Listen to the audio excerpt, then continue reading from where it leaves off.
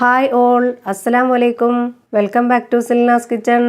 ഇന്നത്തെ റെസിപ്പി നല്ല ടേസ്റ്റി ആയിട്ടുള്ളൊരു സ്നാക്സിൻ്റെ റെസിപ്പിയാണ്. ഇത് എത്ര വേണമെങ്കിലും ഉണ്ടാക്കി സൂക്ഷിച്ച് വെക്കാവുന്ന ഒരു സ്നാക്സിൻ്റെ റെസിപ്പിയാണ്. ഇതുപോലെ കുറച്ച് ഉണ്ടാക്കി വെച്ച് സൂക്ഷിച്ച് വെച്ച് കഴിഞ്ഞാൽ നമ്മുടെ കുട്ടികൾക്ക് സ്കൂളിലേക്ക് പോകുമ്പോൾ സ്നാക്സ് ബോക്സിലേക്ക് കൊടുത്തു വിടാനും പറ്റിയ നല്ലൊരു സ്നാക്കിൻ്റെ റെസിപ്പിയാണ്. ഇനി നമുക്ക് റെസിപ്പിയിലോട്ട് കിടക്കാം. ഈ ഒരു സ്നാക്സ് തയ്യാറാക്കുന്നതിന് വേണ്ടി ഞാനിവിടെ 250 ഗ്രാം അളവിൽ 1 കപ്പ് മൈദയാണ് എടുത്തിട്ടുള്ളത്. ഈ ഒരു കപ്പ് മൈദയ്ക്ക് വേണ്ടിയിട്ടുള്ളതാണ് ബാക്കിയുള്ള ഇൻഗ്രീഡിയൻസ് ഞാൻ പറയുന്നത്. നിങ്ങൾ എത്രയാണോ ഉണ്ടാക്കാൻ വേണ്ടി മൈദ എടുക്കുന്നത് അതിനനുസരിച്ച് വേണം ബാക്കിയുള്ള ഇൻഗ്രീഡിയൻസും ചേർത്ത് കൊടുക്കാൻ. ഇപ്പോൾ ഞാൻ ഈ മൈദ ഈ ഒരു പാത്രത്തിലേക്ക് ഇട്ട് കൊടുക്കുന്നുണ്ട്. ഇനി ഇതിലേക്ക് 1/2 കപ്പ് അളവിൽ പാൽപ്പൊടിയാണ് എടുത്തിട്ടുള്ളത്. 1/2 കപ്പിൻ്റെ കുറച്ച് കുറവുണ്ട്. പാൽപ്പൊടി ഈ ഒരു കപ്പ് നിറച്ചും എടുക്കാമെങ്കിൽ അങ്ങനെയും എടുക്കാം. പാൽപ്പൊടി ഉണ്ടെന്ന് കരുതി അതിനേക്കാൾ കൂടുതൽ ഇട്ട് കൊടുക്കാൻ നിൽക്കരുത്. അങ്ങനെയാണെങ്കിൽ നമ്മുടെ സ്നാക്സിൻ്റെ കളറും മാറി പെട്ടെന്ന് തന്നെ കരിഞ്ഞു പോവുകയും ചെയ്യും. ഇനി ഞാനിതിലേക്ക് ഒരു നുള്ള് ഉപ്പിട്ട് കൊടുക്കുന്നുണ്ട്. ഇനി ഞാനിതിലേക്ക് ഒരു മധുരത്തിന് വേണ്ടിയിട്ട് പൊടിച്ച പഞ്ചസാര 1/4 കപ്പ് അളവ് നിറച്ചും ഇതിലേക്ക് ഇട്ട് കൊടുക്കുന്നുണ്ട്. ഈ ഒരു പഞ്ചസാരയുടെ അളവ് മീഡിയം മധുരത്തിന് വേണ്ടിയിട്ടുള്ളതാണ്. ഓരോരുത്തരുടെ മധുരത്തിനനുസരിച്ച് കൂട്ടിയും കുറച്ചൊക്കെ എടുക്കാം. ഇനി ഇതെല്ലാം കൂടെ നന്നായിട്ടൊന്ന് യോജിപ്പിച്ചെടുക്കണം. അതിനായിട്ട് ഇതുപോലൊരു വിസ്ക് വെച്ചിട്ടാണ് ഞാൻ നല്ല പോലെ ഒന്ന് ഇളക്കി യോജിപ്പിക്കുന്നത്. ഇത് നന്നായിട്ട് യോജിപ്പിക്കാതെയാണ് നമ്മൾ ഉണ്ടാക്കിയെടുക്കുന്നതെങ്കിൽ അവിടെ ഇവിടെയൊക്കെ ആയിട്ട് ഇതിൻ്റെ ടേസ്റ്റ് വ്യത്യാസപ്പെട്ടിരിക്കും. ഈ വീഡിയോസ് മുഴുവനായിട്ടും കാണുന്നതിന് മുമ്പായി നമ്മുടെ ചാനൽ ആദ്യമായിട്ട് കാണുന്നവരാണെങ്കിൽ പ്ലീസ് ഒന്ന് സബ്സ്ക്രൈബ് ചെയ്തേക്കണേ. ഇപ്പോൾ നന്നായിട്ട് ഇത് യോജിപ്പിച്ചെടുത്തിട്ടുണ്ട്. ഇനി ഇതിലേക്ക് കുറച്ച് വെള്ളം ഒഴിച്ചു കൊടുക്കാം. മെഷർമെൻറ്റ് കപ്പിൻ്റെ 1/2 കപ്പ് അളവാണിത്. ഇതിൽ 3/4 കപ്പ് വെള്ളമാണ് ഇതിലേക്ക് ഒഴിച്ചു കൊടുത്തിട്ടുള്ളത്. എന്നിട്ട് കൈ വെച്ച് നല്ലപോലെ ഒന്ന് യോജിപ്പിച്ചെടുത്തതിന് ശേഷം വെള്ളം ആവശ്യമെങ്കിൽ വീണ്ടും ഒഴിച്ചു കൊടുക്കുക. അല്ലാന്നുണ്ടെങ്കിൽ നല്ല രീതിയിൽ പെട്ടെന്ന് തന്നെ അത് കുഴച്ചെടുക്കാം. ഇത്രയും വെള്ളം ഈ ഒരു മിക്സിന് മതിയാവും. ഇനി നമുക്കിത് നന്നായിട്ടൊന്ന് കുഴച്ചെടുക്കാം. ചപ്പാത്തിയേക്കാൾ കുറച്ചുകൂടി വെള്ളം കുറച്ച് വേണം ഇത് നല്ലപോലെ കുഴച്ചെടുക്കാൻ.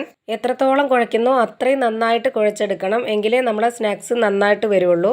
ഞാനിപ്പോൾ ഇത് കുഴച്ചെടുക്കുന്നത് ഈ ഒരു പാത്രത്തിൽ തന്നെ വെച്ചിട്ടാണ്. നിങ്ങൾക്ക് വേണമെന്നുണ്ടെങ്കിൽ കൗണ്ടർ ടോപ്പിലേക്കോ അല്ലെങ്കിൽ പരന്ന പാത്രത്തിലോ വെച്ച് നന്നായിട്ടൊന്ന് കുഴച്ചെടുക്കാവുന്നതാണ്. ഇപ്പോൾ ഞാൻ ഈ മാവ് നല്ലപോലെ കുഴച്ചെടുത്തിട്ടുണ്ട്.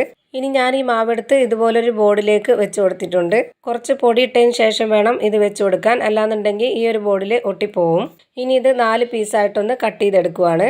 ഇനി ഈ 4 പീസ് മാവും ഇതുപോലെ ബോൾസ് ആക്കി എടുക്കാം.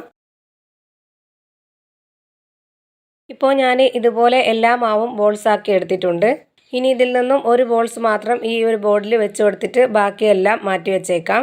ഈ ബോർഡിൽ കുറച്ചുകൂടി പൊടിയിട്ട് കൊടുത്തതിന് ശേഷം നമുക്ക് ഇതിലേക്ക് ഈ ഒരു ബോൾസ് വെച്ച് നന്നായിട്ടൊന്ന് പരത്തിയെടുക്കണം. ഇതുപോലെ പരത്തിയെടുക്കുമ്പോൾ ഒട്ടിപ്പിടിക്കുന്നുണ്ടെങ്കിൽ കുറച്ചുകൂടി പൊടിയിട്ട് കൊടുത്തതിന് ശേഷം ഈ ഒരു രീതിയിൽ നന്നായിട്ടൊന്ന് പരത്തിയെടുക്കാം.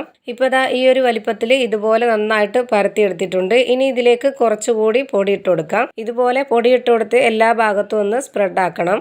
എന്നിട്ട് ഈ ഒരു മാവിൻ്റെ ഒരറ്റം നമുക്ക് ഇതുപോലെ ഒന്ന് മടക്കി കൊടുക്കാം. ഇനി ഇതിന് മുകളിൽ കൂടി കുറച്ച് പൊടിയിട്ട് കൊടുത്തതിന് ശേഷം ഈ ഒരു ഭാഗവും കൂടെ ഇതുപോലെ ഒന്ന് മടക്കി വെച്ച് കൊടുക്കാം. വീണ്ടും ഇതിന് മുകളിൽ കൂടി കുറച്ച് പൊടിയിട്ട് കൊടുക്കണം. ഇനി ഇതുപോലെ വീണ്ടും മടക്കിയെടുക്കാം. എന്നിട്ട് ഇതിന് മുകളിലേക്കും കുറച്ച് പൊടിയിട്ട് കൊടുത്ത് നന്നായിട്ടൊന്ന് ഈ അറ്റം വരെ മടക്കിയെടുക്കണം. ഇതുപോലെ ചെയ്തെടുത്തതിന് ശേഷം ഇനി നമുക്ക് ഇതിൻ്റെ മുകളിലേക്ക് കുറച്ചുകൂടി പൊടിയിട്ട് കൊടുത്തതിന് ശേഷം നല്ലപോലെ ഒന്ന് ഇത് വീണ്ടും പരത്തിയെടുക്കാം. ഇതുപോലെ നന്നായിട്ട് മടക്കി പൊടിയൊക്കെ ഇട്ട് പരത്തിയെടുത്താൽ മാത്രമേ നമ്മുടെ സ്നാക്സിൻ്റെ ഓരോ ഇതളും നല്ല രീതിയിൽ കിട്ടുള്ളൂ. ഇപ്പോൾ ഇതാ ഈ മാവ് നന്നായിട്ട് പരത്തിയെടുത്തിട്ടുണ്ട്. ഇനി ഇതിൻ്റെ 4 അറ്റവും കട്ട് ചെയ്ത് മാറ്റാം. ഇപ്പോൾ ഇതാ എല്ലാം ഇതുപോലെ കട്ട് ചെയ്ത് മാറ്റിയിട്ടുണ്ട്. ഇനി ഈ മാവിനെ ഇതുപോലെ ചെറിയ പീസായിട്ട് കട്ട് ചെയ്ത് മാറ്റുവാണ്. ഇനി ഇതെല്ലാം ഒന്ന് ഇളക്കി മാറ്റിയിട്ട് കൊടുക്കാം. ഇതുപോലെ എല്ലാം ഇളക്കി മാറ്റിയിട്ട് കൊടുത്തതിന് ശേഷം ഈ ബോർഡിലേക്ക് കുറച്ചുകൂടി പൊടിയിട്ട് കൊടുത്തിട്ടുണ്ട്.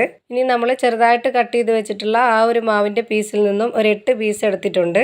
നിങ്ങൾക്ക് വേണമെന്നുണ്ടെങ്കിൽ ഇതുപോലെ കട്ട് ചെയ്തതിന് ശേഷം ഈ ഓരോ പീസും എണ്ണയിലിട്ട് ഫ്രൈ ചെയ്തെടുക്കാവുന്നതേ ഉള്ളൂ. നമ്മുടെ 4 മാവും ഇതുപോലെ പരത്തിയതിന് ശേഷം ഈ ഒരു ചെറുതാക്കി ഈ ഒരു പീസായിട്ട് കട്ട് ചെയ്തെടുക്കുകയാണെന്നുണ്ടെങ്കിൽ ഫ്രൈ ചെയ്തെടുത്തു കഴിഞ്ഞാൽ ചൂടാറിയതിന് ശേഷം ഒരു കാറ്റ് കയറാത്ത നല്ലൊരു ടിന്നിലോ അല്ലെങ്കിൽ കവറിലോ ഒട്ടിച്ച് വെക്കുകയോ അടച്ചു വെക്കുകയോ ചെയ്ത് എടുത്തു വെച്ച് കഴിഞ്ഞാൽ നമ്മുടെ ആവശ്യത്തിന് വൈകിട്ട് ചായക്ക് എടുത്ത് കഴിക്കുകയും ചെയ്യാം. പിള്ളേർക്ക് സ്കൂളിൽ സ്നാക്സ് ബോക്സിൽ കൊടുത്തു വിടുകയും ചെയ്യാം.